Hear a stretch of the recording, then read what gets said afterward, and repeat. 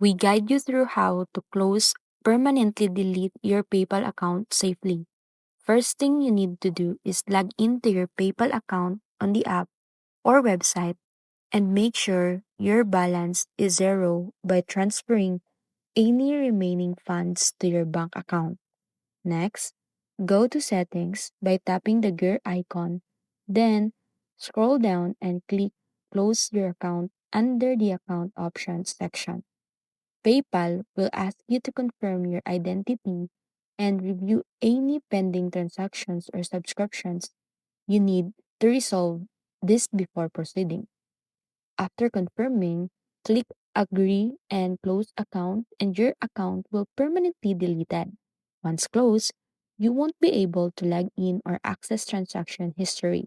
So, make sure to download any records or receipts you may need in the future. Following these steps ensures your PayPal account is fully closed and your personal information is removed securely.